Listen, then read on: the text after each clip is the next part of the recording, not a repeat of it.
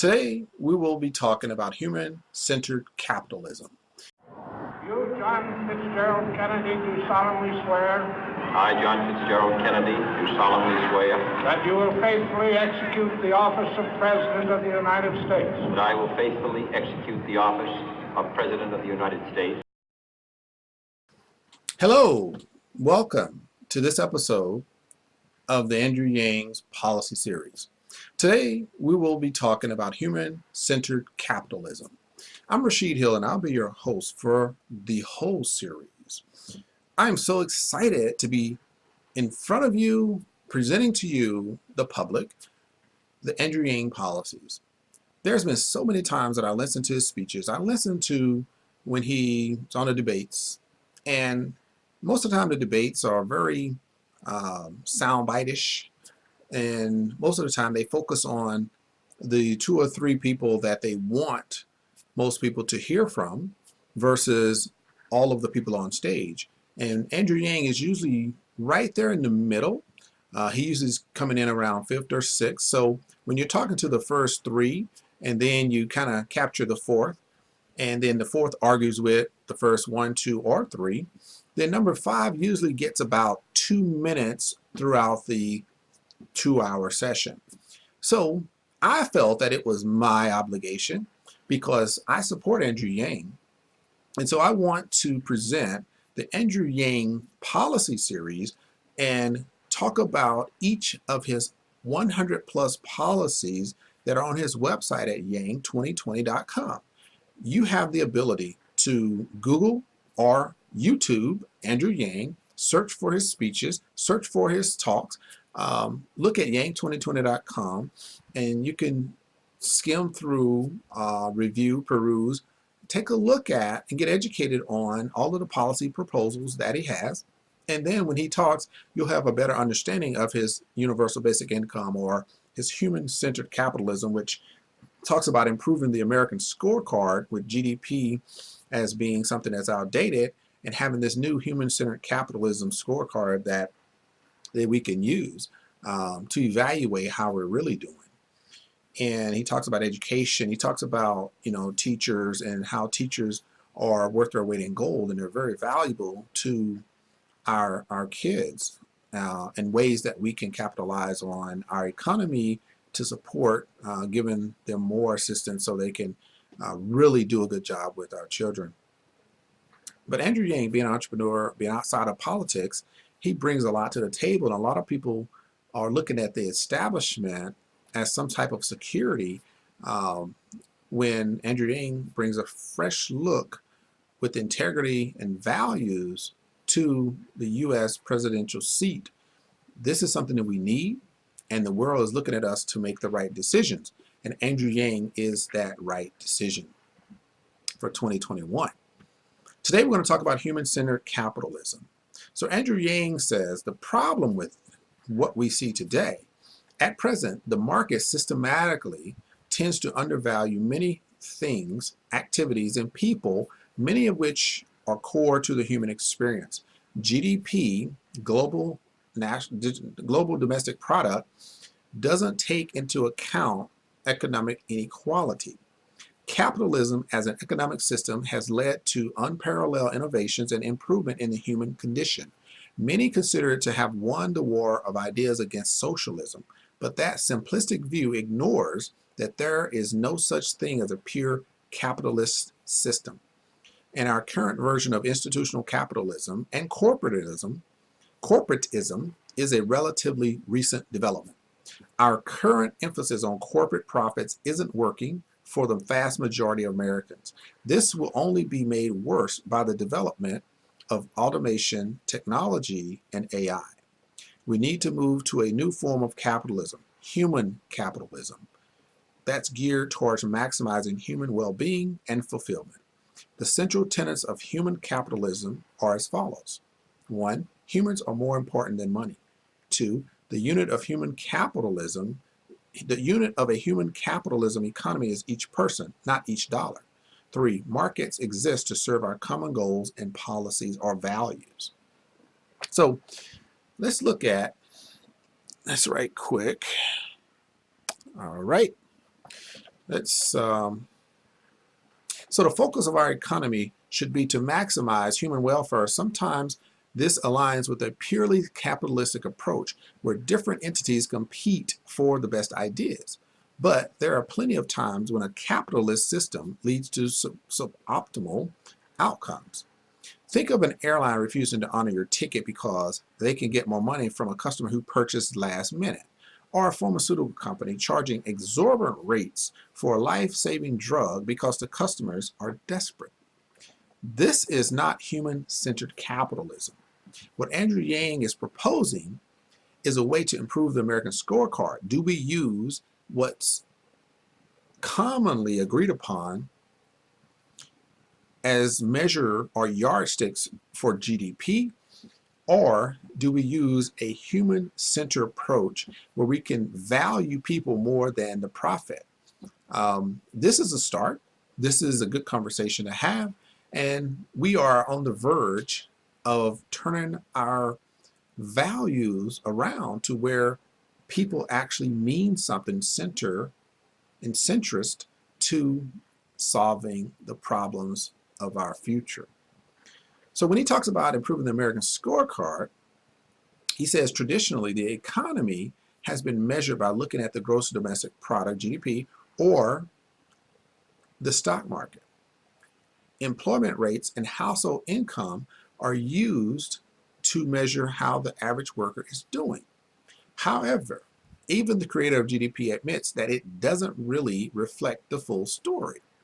And as economic inequality rises and the fruits of society's labors accrue to fewer individuals, it becomes obvious that we need to expand our definition of economic prosperity past a single number. The bottom 80% of Americans only own 8% of stocks, and rising GDP has virtually no relationship with each citizen's well-being. When you measure something, you implicitly set your policy goals. By focusing our measurement on GDP, we've promoted production over all else. It's time to start measuring economic prosperity using a wider index that measures humans as well and as monetary indicators, such as, but not limited to, the following things: the quality of life and health adjusted life expectancy, happiness or well-being and mental health, environmental quality, air quality, affordability of everyday items, childhood success rates, underemployment, income inequality, consumer and student debt, work and civic engagement levels, volunteerism, infant mortality, quality of infrastructure, access to education, marriage and divorce rates, substance abuse and related deaths, national optimism, personal dynamism, and economic mobility. In short, why use GDP as a proxy for how Americans are doing when we can easily measure that well-being directly? Let's start an American scorecard, directly measuring the things we should be focusing on all along. This is Andrew Yang's proposal for creating a more human-centered capitalistic scorecard other than GDP as it is today. GDP, like he says, it focuses on production and stock markets. But the three things, if you get nothing else out of this, the takeaways are in his human-centered capitalistic ideology or proposal, we should focus on humans are more important than money. We should focus on the unit of a human capitalistic economy is each person, not each dollar. And markets exist to serve our common goals and values. Our economy, our nation, has lost its way. Our nation is the mockery of the international community. America used to be the place where foreign countries and foreign people wanted to come. They still come because even though our system is not as good, even though our system has failed us, their system is probably worse because America is not taking care of their system. America is not holding other countries accountable for how they treat their people like we used to with some type of carrot and stick, with some type of incentives that made sense, incentives that countries would look forward to versus being extorted by saying, we're not going to give you aid if you don't give us something in return. This is not the way to do business on a one-to-one level, let alone on government-to-government level.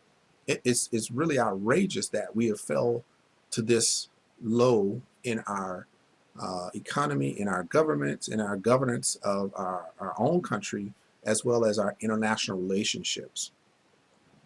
We have to do better.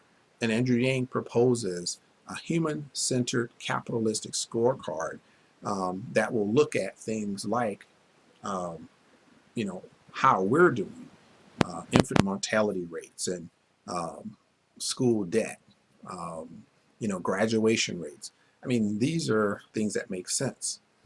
He always talks about his wife. You know, when we talk about measuring the economy and you're talking about stock market, you're talking about actual jobs and production. Well, his wife stays at home. My wife stays at home. My wife would be calculated in that either. But she is definitely valuable to our economy, to our world, to my world, definitely for sure, because she is instrumental in doing one of the toughest and the most needed jobs in the world, and that's being a mother, that's being a parent, that's helping to formulate the kids' outlook on the world. If more parents had the ability to do that, because there was a universal basic income, there is a baseline income that was coming in for every adult in that household, no matter what you do, no matter how good or bad you are, as long as it's not illegal, that would give you a peace of mind beyond reproach. Everybody needs to feel valued. Everybody wants to have an opportunity to just get that leg up, you know, step out on your own. The value of your country looking out for you, something that America hasn't seen in a long time. But I want to say this. Andrew Yang is seriously the absolute best candidate to turn America's integrity, values, and its influence on the world around. And we need that today, we need it tomorrow, and we're going to need it in the future. I'm Rashid Hill, and I'm your host for the Andrew Yang Policy Series. Today we talked about human-centered capitalism, and tomorrow we're going to dive into another topic from Andrew Yang's policies. You can always find Andrew Yang's policies at yang2020.com. That's yang2020.com. You can Google Andrew Yang, you can YouTube Andrew Yang, and you can watch some of his speeches, some of his videos. And I believe that if you sincerely want to understand what his positions are and what he brings to the table and why he is the absolute best candidate for winning the presidency in 2021 in the US, you definitely want to take a look, take a serious look, and evaluate him on your own.